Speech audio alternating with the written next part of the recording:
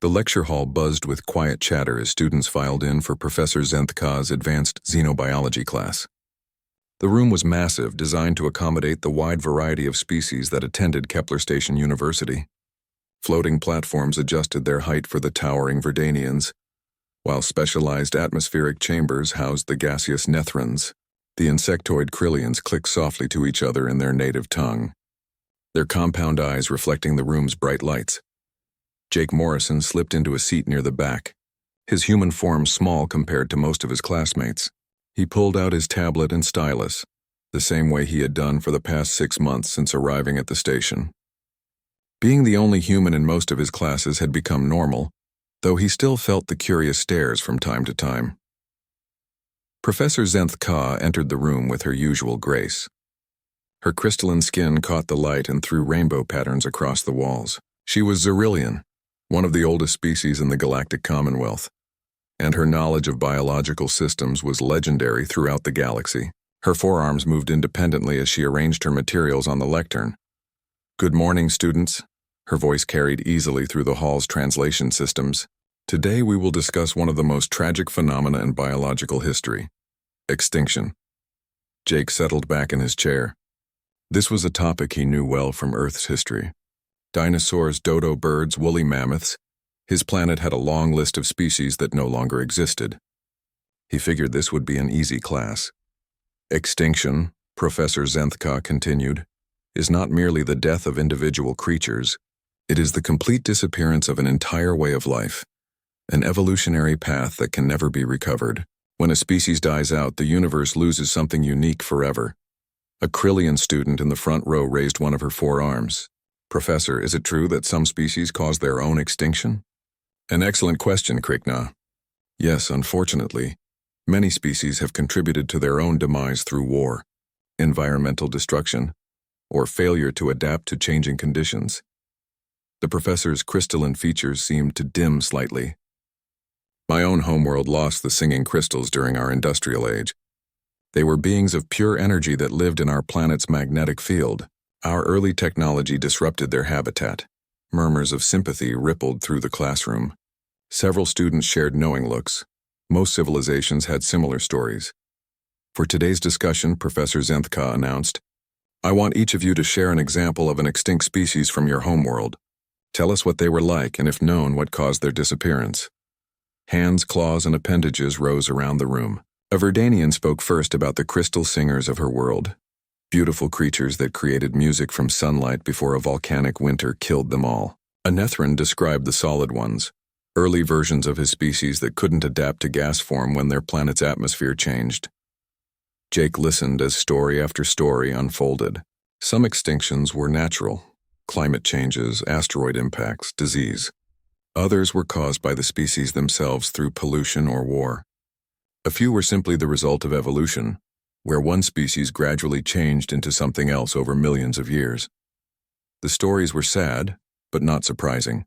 Every planet seemed to have lost something precious during its development. Jake thought about what he might share. Earth had so many examples, maybe the saber-toothed cats, or the great auk, perhaps something more recent like the Tasmanian tiger. As the discussion continued, Jake noticed that most of the extinct species his classmates described had died out long before their civilizations reached space. The losses were ancient history, stories passed down through generations but not personally experienced by anyone alive. "Are there any other examples?" Professor Zenthka asked, scanning the room. Several students who hadn't spoken yet raised their appendages and shared their stories. The pattern continued. Ancient losses, natural disasters, the growing pains of young civilizations learning to manage their environments. The room grew quiet as the last student finished speaking. Professor Zenthka nodded thoughtfully. "Thank you all for sharing these important stories. It's clear that extinction is a universal experience, something every world has faced during its biological development." Jake found himself raising his hand. He hadn't planned to, but something about the conversation felt incomplete. All these stories about ancient creatures and distant losses, they seemed to miss something important about extinction. Something more immediate and personal. The professor noticed his raised hand. Jake, I was hoping to hear from our human representative. What extinct species from Earth would you like to share with us?" The room fell silent. 47 pairs of alien eyes turned toward Jake. He could feel their attention like a weight on his shoulders. For a moment he considered changing his mind, sharing one of the safe examples he had been thinking about earlier. Instead, he stood up slowly. His voice was quiet but clear in the sudden hush of the lecture hall. Homo sapiens. The words hung in the air like a physical presence. Jake could see confusion spreading across his classmates' faces. Several students looked at each other, then back at him. A few whispered to their neighbors in their native languages. Professor Zenthka's crystalline features shifted, and what Jake had learned was her expression of puzzlement. "I'm sorry, Jake, but I don't understand. Humans are clearly not extinct. You're standing right here." Jake took a breath. He had known this moment would come eventually, but he hadn't expected it to be in the middle of a routine class discussion. The weight of what he was about to explain settled on his shoulders. "That's what I thought too until I really started thinking about it," Jake said. "But the truth is, the species that first looked up at the stars from Earth, the ones who dreamed of traveling to places like this station, they're gone. They died out 300 years ago." The silence in the room became complete. Even the usual background hum of the station's life support systems seemed to fade away. Professor Zenthka's forearms had stopped moving entirely, frozen in mid-gesture. "What I am," Jake continued, his voice growing steadier. "What we call human now, we're something else, something new. The original humans couldn't survive what it took to reach the stars." And with those words, Jake Morrison opened a door that would change how every species in the room thought about survival, progress, and the price of reaching for the impossible. The classroom remained frozen in silence. Jake could see his classmates processing his words, their alien faces showing various expressions of confusion and disbelief. Professor Zenthka's crystalline skin had shifted to a deeper blue, which Jake had learned indicated deep thought or concern. "Jake," the professor said carefully, "perhaps you could explain what you mean. You appear to be human to all of us." Jake looked around the room at all the expectant faces. He had never talked about this with non-humans before. On Earth, everyone knew the truth, but out here in the galaxy, among species who had reached the stars without fundamentally changing themselves, it felt different, heavier. "I look human," Jake began, "and I think like a human. I have human memories and human culture, but my DNA is only about 60% original human genetic material. The rest is synthetic." A Krillian student in the third row clicked her mandibles together nervously. "Synthetic? You mean artificial?" "Enhanced," Jake corrected. "When humans first tried to leave Earth, we ran into problems. Our bodies couldn't handle long space flights. The radiation killed us. Our bones became weak in low gravity. Our eyes couldn't see well in different light spectrums. Our brains couldn't process the complex calculations needed for interstellar navigation fast enough." Professor Zenthka leaned forward. "So your species developed technology to protect yourselves during space travel?" "Many species have done this." "No," Jake shook his head. "We didn't develop technology to protect us. We developed technology to change us. My great-great-grandfather was the last person in my family line born with completely original human genetics. He died when I was young, but I remember him. He was smaller than me, couldn't see as well, couldn't think as fast. He needed special equipment just to survive on this station." Jake rolled up his sleeve, revealing skin that looked normal, but had a slight metallic sheen under certain angles of light. "This skin can handle radiation levels that would have killed an original human in minutes. My eyes can see across 12 different light spectrums. My brain has direct neural interfaces that let me connect to computer systems." A gaseous Nethran student spoke up from their containment suit. "But you are still the same species, just improved versions. Are we?" Jake asked. "If you changed every part of something, if the new version couldn't even survive in the same environment as the original, if they couldn't even reproduce together, would you call them the same species?" The question hung in the air. Jake could see several students exchanging glances with their neighbors. This was clearly not the direction any of them had expected the class to go. "When did this happen?" Professor Zenthka asked. "The process took about 200 years, Jake explained. It started with small changes. Genetic therapy to resist certain diseases, cybernetic implants to help with space navigation, bone strengthening for low-gravity environments. Each generation, the changes got bigger." Jake paused, remembering the history lessons from his childhood. "At first it was voluntary. People could choose to get enhanced or stay natural. But as space exploration expanded, the enhanced humans could do things the natural ones couldn't. They could work in environments that would kill unmodified humans. They could think faster, see farther, live longer. What happened to the unmodified humans? A Verdanian student asked, her plant-like leaves rustling with what Jake recognized as anxiety. They tried to keep up, Jake said quietly. They built better suits, better ships, better computers. But technology can only protect you so much. The enhanced humans didn't need as much protection. They were more efficient, more capable. Slowly, the original humans found themselves unable to compete. Jake sat back down, suddenly feeling tired. The last completely unmodified human died about 300 years ago. Her name was Betty Chen. She was a researcher on a deep space station, and she refused all genetic modification until the end. When she died, the original human species officially went extinct. The classroom was so quiet that Jake could hear the station's air recycling systems humming in the walls. He looked around at his classmates and saw something he hadn't expected to see: sadness. These alien students from dozens of different worlds and evolutionary paths looked genuinely upset by his story. A young Krillian raised her arm tentatively. Do you miss them? The original humans? Jake considered the question. I never knew them, not really. But sometimes I wonder what they would think of us. Whether they would be proud that their dreams of reaching the stars came true, or horrified at what we became to make it happen. Professor Zenthka had been unusually quiet during Jake's explanation. Now she spoke up. Jake, this is fascinating, but I must ask, do you consider yourself human? That's the question, isn't it? Jake replied. I carry human culture. I speak human languages. I have human emotions and human dreams. But I'm not biologically human anymore. I'm something new, something that grew out of humanity but became something else. Another student, a tall Verdanian named Leafsinger, asked, did all humans make this choice willingly? Jake's expression darkened. No, that's where the story gets complicated. About halfway through the enhancement process, humanity split into two groups: the evolutionists, who believed we needed to change to survive among the stars, and the purists, who believed we should remain genetically human no matter what. What happened between these groups?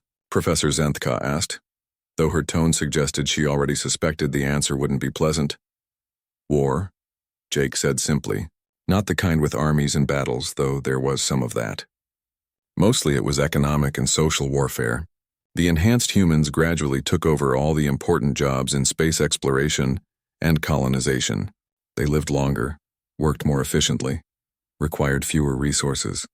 The unmodified humans found themselves pushed out of their own expansion into space. Jake stood up again, walking to the large window that showed the stars beyond the station. The purists tried to establish their own colonies, places where genetic modification was banned. But they couldn't compete with the enhanced colonies. Their technology wasn't as advanced. Their people couldn't adapt as well to alien environments.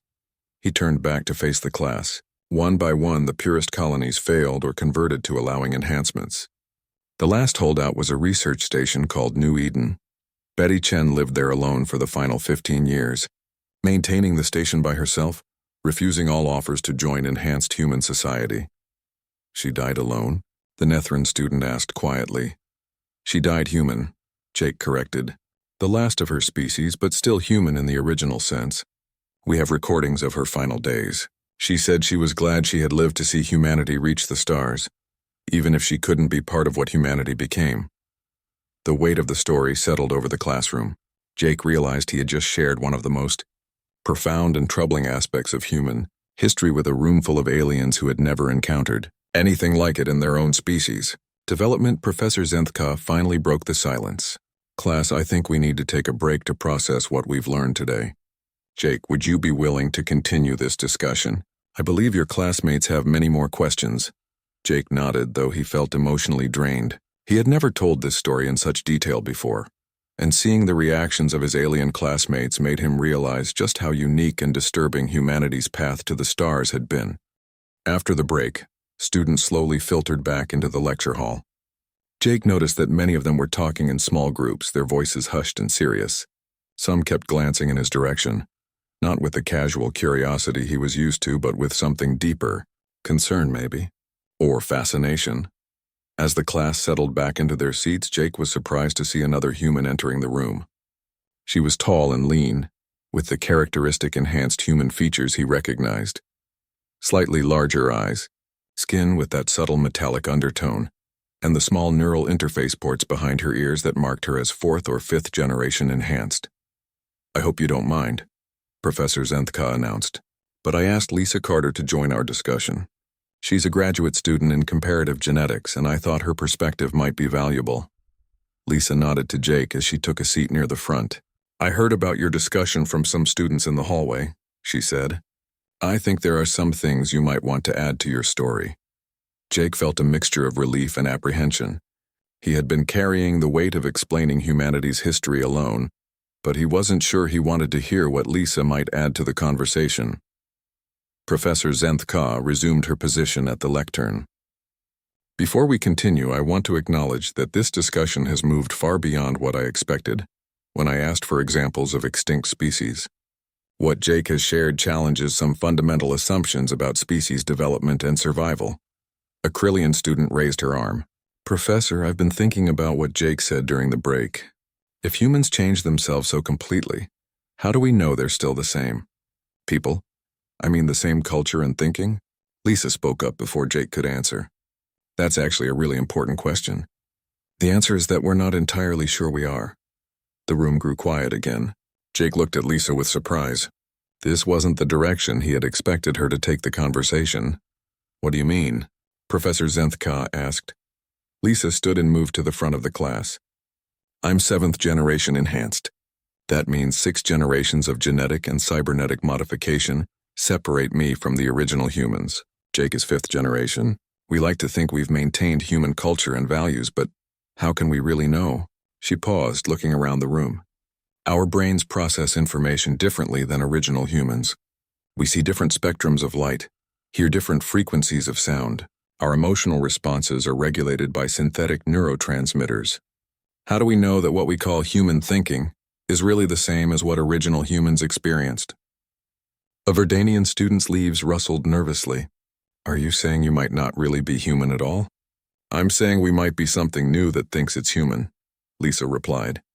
"We have the memories and records of human culture, but we're interpreting them through enhanced minds that original humans never had." Jake felt uncomfortable with this line of thinking.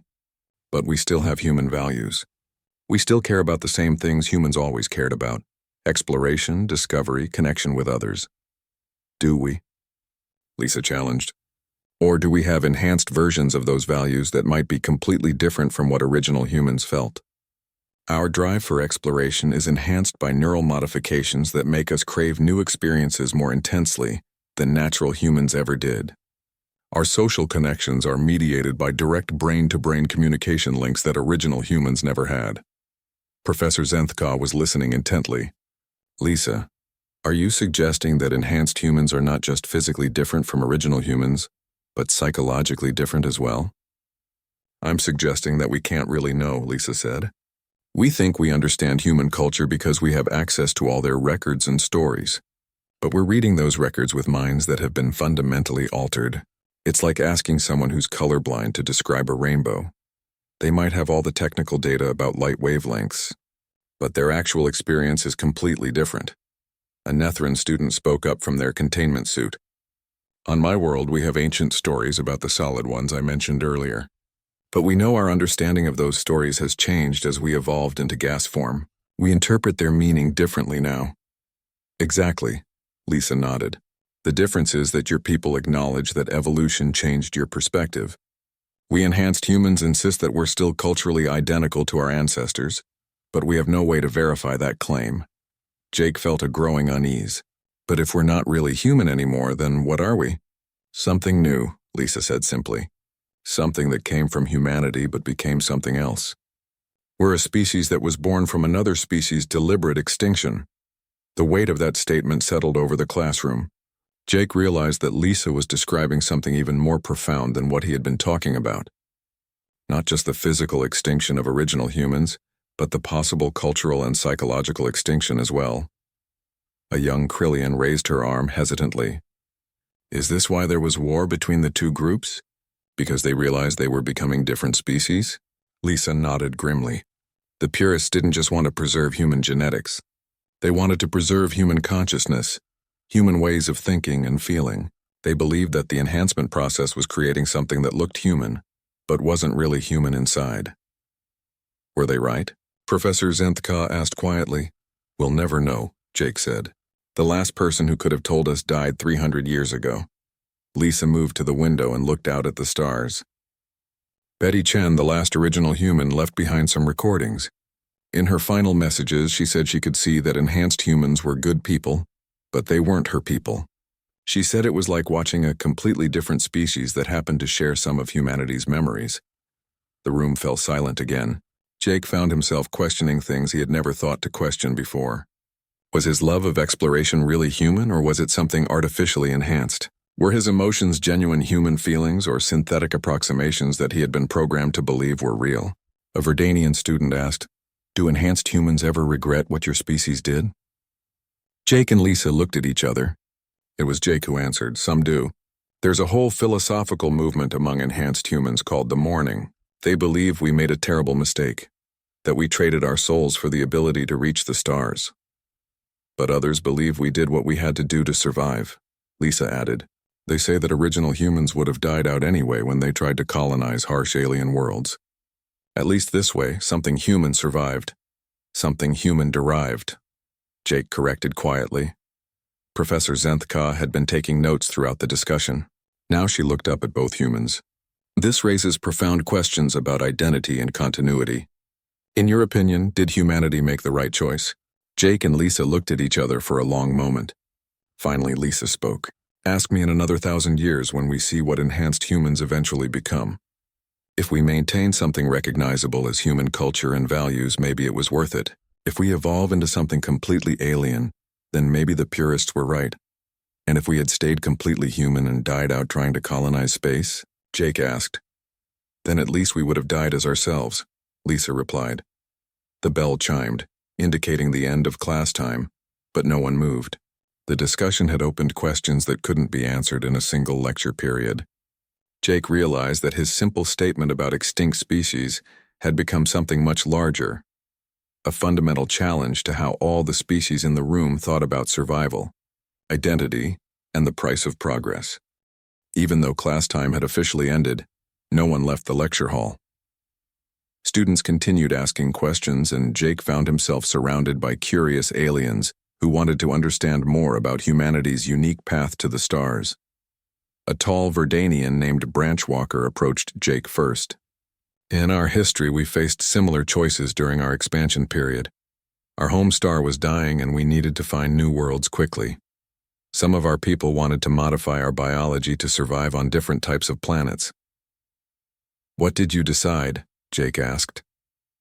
We chose to modify our technology instead, Branchwalker replied. We developed portable environments that let us maintain our natural biology while living on alien worlds. It was harder and took longer, but we remained the same species. Lisa overheard and joined the conversation. That was an option for humans too. Some groups tried it, but the technology required was massive and expensive. Enhanced humans could survive with much less support equipment. A group of Krillian students approached from another direction. Their lead speaker, whose translator identified her as Clicksong, gestured with her forearms as she spoke. We face genetic pressure too. Our homeworld has different atmospheric composition now than when we evolved. But we use genetic therapy, only to help individuals adapt, not to change our whole species. That's what humans tried at first, Jake explained. Small modifications to help people survive in space. But each change made the next change easier to justify. It was a gradual process that gained momentum over time. Professor Zenthka watched the discussion groups forming around the room. She noticed that several species were comparing their own development stories to what they had learned about humanity.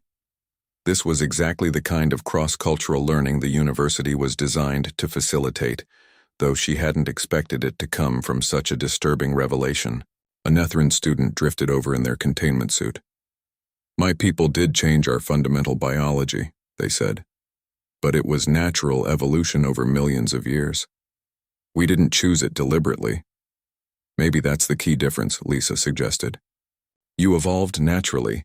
We evolved artificially, and we did it fast enough that members of both versions lived at the same time. Jake was struck by a thought. Actually, that raises another question. Are we still evolving? Enhanced humans have been around for 300 years. Are we changing further? Lisa looked uncomfortable. That's classified information in most human territories.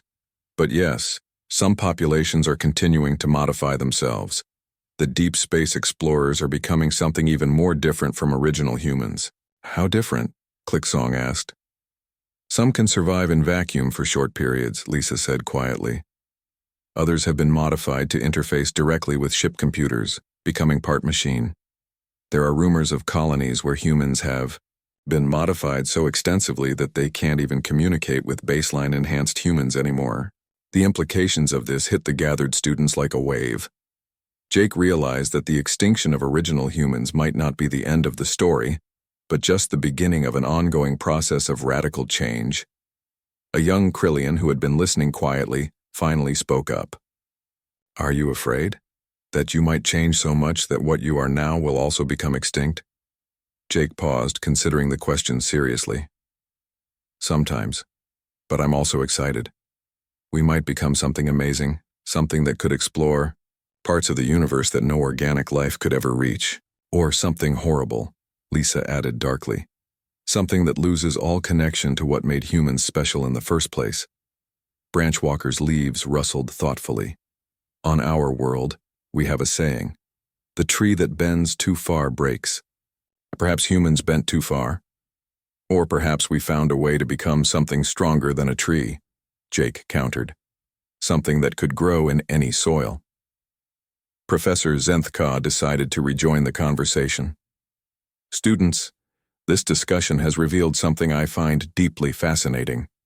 Every species represented in this room faced similar challenges during their expansion into space, but each chose a different path. She gestured around the room. The Verdanians chose technological adaptation. The Krillians chose limited genetic therapy. The Nethrans underwent natural evolution. The Xerilians, like myself, developed mental techniques to cope with new environments. Humans chose radical self-modification. And now we get to see the results, Clicksong observed. Humans reached the stars faster than almost any other species, but at the cost of their original form. Was it worth it? A Nethran student asked. Jake looked around the room at all the alien faces watching him expectantly. Humans have colonies on over 2,000 worlds now. We've explored regions of space that other species can't reach. We've made scientific discoveries that might have taken centuries longer with our original limitations. But, Professor Zenthka prompted, sensing there was more. But we don't know if we're still human enough to appreciate those discoveries the way original humans would have, Lisa finished. We might have gained the universe and lost our souls. The room fell quiet again. Jake could see his classmates processing this idea, comparing it to their own species' development paths. A Verdanian student named Leaf Whisper spoke up hesitantly. Could you ever go back? Undo the modifications? Jake shook his head. Even if we wanted to, we couldn't survive in unmodified form anymore. We're adapted to environments that would kill original humans.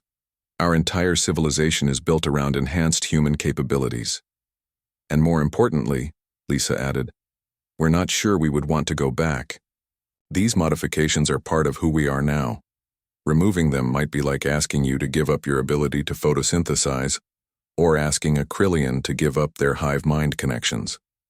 Professor Zenthka made a note on her tablet.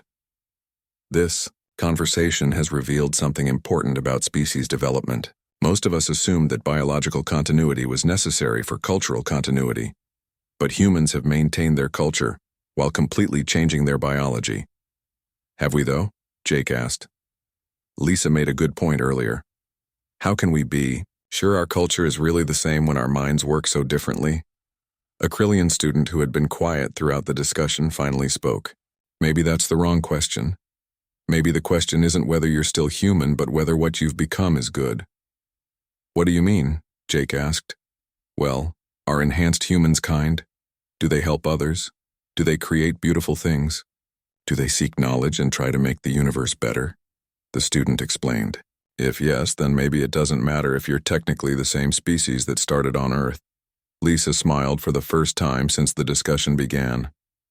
You know, that's actually how most enhanced humans think about it. We judge ourselves by our actions and values, not by our genetic compatibility with our ancestors. Jake nodded in agreement. We still create art, though it might be different from original human art.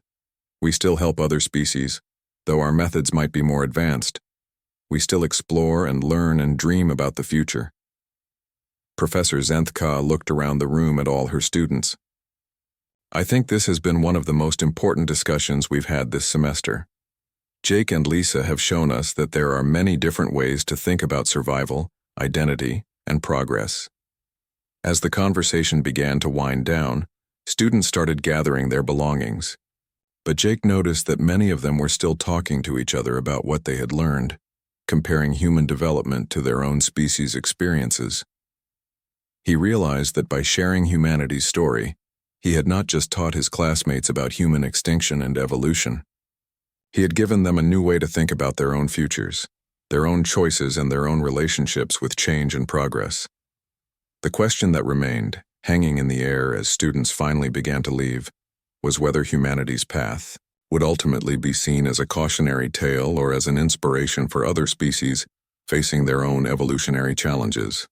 3 hours after the scheduled end of class, Jake finally found himself walking alone through the corridors of Kepler Station. His mind was still spinning from the intense discussion, and he felt emotionally drained in a way he hadn't expected. Talking about human extinction with aliens had forced him to examine his own identity in ways he had never done before. He passed through the station's central hub, where members of dozens of different species went about their daily business. A group of Verdanians tended to the station's botanical gardens, their photosynthetic skin glowing softly under the artificial sunlight. Krillian engineers worked on a complex mechanical system, their forearms moving in perfect coordination. Nethran philosophers drifted through the common areas in their containment suits, discussing abstract concepts in their gaseous native language. All of these species had reached the stars while remaining fundamentally the same as they had always been. They had developed technology to help them survive in space, but they hadn't changed themselves. Looking at them, Jake wondered if humanity had made a terrible mistake. His thoughts were interrupted by a familiar voice. Jake, wait up. He turned to see Lisa hurrying to catch up with him. Her enhanced stride covered ground quickly, and Jake noticed once again how different she looked from the images of original humans in historical records. Taller, stronger, with those subtle modifications that marked her as seventh-generation enhanced. That was intense, she said as she fell into step beside him. Yeah, I never expected a simple class. Discussion to turn into a philosophical crisis, Jake replied. They walked in comfortable silence for a while, passing through the station's residential sector. Jake's quarters were in the human section, which was designed to accommodate the specific atmospheric and gravitational needs of enhanced humans. Original humans would have needed different accommodations, lighter gravity, different air composition, different lighting. Can I ask you something? Lisa said as they reached Jake's corridor. Sure. Do you ever dream about them? The original humans? Jake paused at his door, considering the question. Sometimes. I have this recurring dream where I'm in a place called a forest. You know, those areas on Earth where original humans lived among unmodified trees and plants. In the dream, I can't see very well because my eyes aren't adapted for the natural light spectrum. I can't breathe properly because the air isn't the right mixture. But there's something beautiful about it that I can't quite understand. Lisa nodded slowly. I have similar dreams. Places where original humans lived that I could never survive in. Sometimes I wonder if our enhanced minds are trying to connect with genetic memories of what we used to be. They stood in the hallway for a moment, both lost in thought. Finally, Jake asked, Do you think we did the right thing? As a species, I mean. I don't know, Lisa admitted. But I was thinking about what that Krillian student said, about judging ourselves by our actions rather than our genetics. Enhanced humans have done some amazing things in the past 3 centuries. Like what? We've established peaceful contact with over 40 different alien species. We've prevented 3 different interstellar wars through diplomacy. Enhanced human scientists have developed technologies that have helped other species solve problems on their home worlds. We've explored and mapped regions of space that would have been impossible for original humans to reach. Jake felt some of his earlier melancholy lifting. That's true, and we've maintained most human art forms even if we've adapted them. Enhanced human music is still recognizably related to original human music. Our literature still deals with the same themes: love, loss, hope, discovery. Plus, we've created new art forms that original humans never could have imagined, Lisa added. Neural interface symphonies that let multiple minds create music together. Gravitational sculptures that exist in deep space. Quantum poetry that exists in multiple dimensions simultaneously. They walked to the observation deck at the end of the residential sector. Through the massive transparent aluminum windows, they could see the stars stretching out in all directions. Ships from dozens of different species moved through the space around the station, their various propulsion systems creating beautiful light patterns against the darkness. Original humans dreamed of this, Jake said quietly. They looked up at those stars from Earth and imagined what it would be like to travel among them, to meet other intelligent species, to explore the galaxy. And we made their dreams come true, Lisa replied. Just not in the way they expected. A transport ship was approaching the station, sleek, efficient, and completely alien to original human technology. Jake realized that enhanced humans had become part of this larger galactic community, in a way that original humans never could have. They could survive on alien worlds, communicate with alien minds, adapt to alien technologies. Maybe that's the answer, Jake said suddenly. What do you mean? Maybe the question isn't whether we're still human. Maybe the question is whether we're fulfilling human dreams. Original humans wanted to explore, to learn, to connect with others, to push the boundaries of what was possible. We're doing all of that just in ways they never imagined. Lisa smiled. So we're not human anymore, but we're what humans wanted to become? Something like that. They stood together watching the stars, two members of a species that had chosen transformation over extinction, adaptation over preservation. In the distance, Jake could see a ship launching from the station's docking bay, probably carrying enhanced human explorers to some distant star system that no original human could have dreamed of reaching. You know what I think? Lisa said after a long pause. What? I think Betty Chen, the last original human, would be proud of us.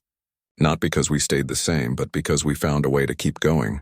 She chose to remain human until the end, but she also chose to let us find our own path.